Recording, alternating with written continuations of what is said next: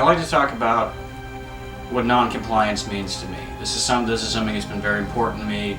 That's been kind of it's just been sitting on my chest for a while, and just got to get this off my chest. Okay, non-compliance doesn't mean we got to stand outside and give a giant finger to the government.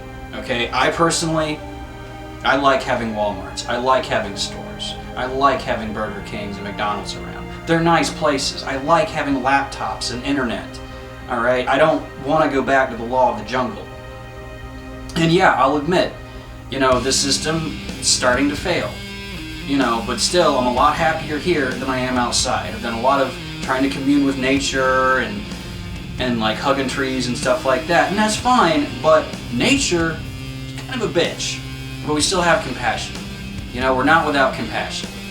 I mean, if we see an animal that's suffering, we're like, oh my God, maybe do I heal it or do I put it out of its misery? That thought doesn't cross a dog when it's walking down the street and it sees a dying bird. He's just like, oh, well, maybe I'll eat it. Because that's how nature is. Nature is cruel, and don't tell me that it's not. And I think human beings, we do have a lot of compassion as compared to a lot of other animals. I mean, there's a lot of brutality going on, but this isn't about that. This is about seeing the big bad government maybe not such an enemy, because they're still human beings. And I honestly believe there's a lot of really good people in the House, in the Senate, and in Congress who are trying to do the right thing, but it's a clusterfuck. It's a giant clusterfuck. Nobody knows what's going on. We're writing these huge bills, we're trying to regulate everything, and it's just not working. I mean, they do make a lot of decisions that from our perspective probably don't make a lot of sense. But you have to realize they're dealing with billions, millions of people, and they're just trying to get it right. And sometimes, the president's faced with a decision. Well, either these people die or these people die. So who's going to die, Mr. President? Who's it going to be now? It's a pretty stressful job. And no matter who he decides has to die, we're going to look at him like he's a psychopath. It's not an easy job, and most of them are just puppets anyways. And we don't need to be hating each other. Non-compliance doesn't mean standing out in the street and hooting and hollering and rioting. It just means non-compliance. When I get a doctor bill, I don't pay it. I just don't comply. It just means don't comply. I don't pay it. So somebody tells you you gotta pay your probation, just don't pay it. Don't show up. Don't worry about it. I mean, it's not...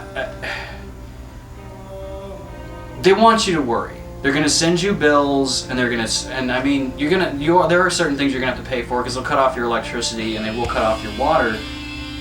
But I mean, non-compliance just means don't comply. If you own a restaurant and it's your own restaurant, you got people smoking inside, just be like, well, it's my restaurant. You just gotta stand up like at a job. If your boss is yelling at you, don't yell back, but just respectfully tell him that you yelled at me, you raised your voice, you were cussing at me. That was not called for. And stand your ground. And do it firmly but politely. Non-compliance means, to me at least, understanding that we're all in this together.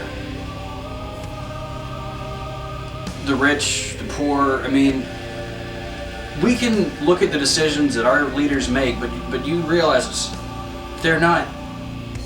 How would you respond? Just sort of like when your parents tell you to do something when you're like 20. You gotta be home at 12. Okay, you show up when you want to show up. They're like, what? You said you'd be here at 12. Well, whatever. I'm an adult. You don't hate your parents, but you still have to stand up to them and let them know you're your own independent person. To me, I see the government as kind of like overbearing parents.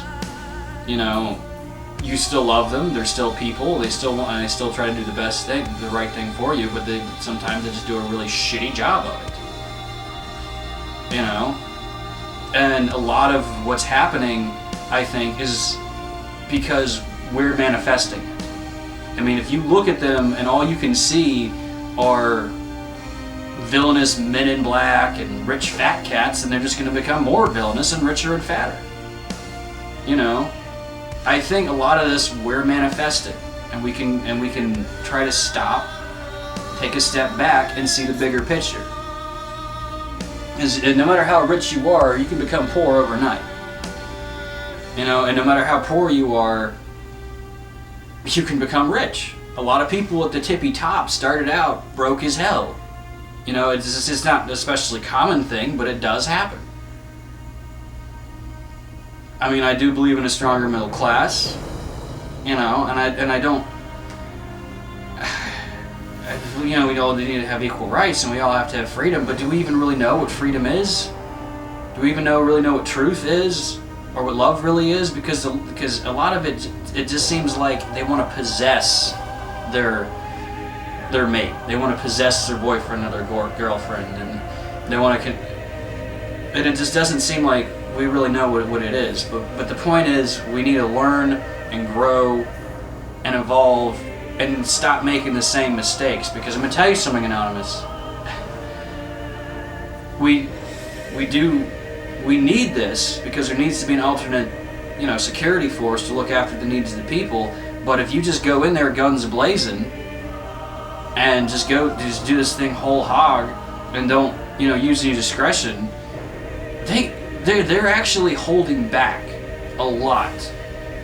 You know, I'm not in any concentration camp. I know a lot of people aren't in any concentration camps yet. They're there. They could use them at a moment's notice, but they don't, and I don't think that they want to have to. I really don't. You know, but the CDC has all these coffins.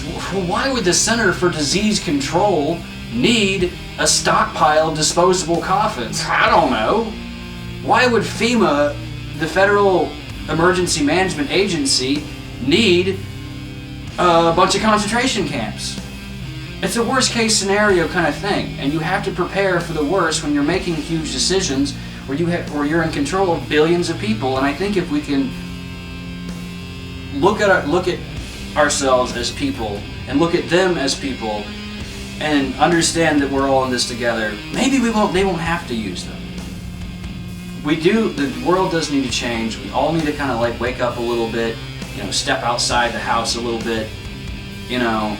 But all this hatred towards the 1% is ridiculous. That's one of the reasons I stopped going to Occupy movements, is because it's like, we're the good guys, they're the bad guys. There are no good guys and bad guys, there's just people. It's not really the senators or the politicians or the policemen. Like I said, they're all puppets. They're doing the best they can and being as independent as they can, but there are higher forces of control, and what we need to be looking for is who's pulling the strings. Who are the puppet masters? You know, but whoever they are, we're all human beings. This is one planet. Let's not fuck it up. And I think that's all I have to say about that.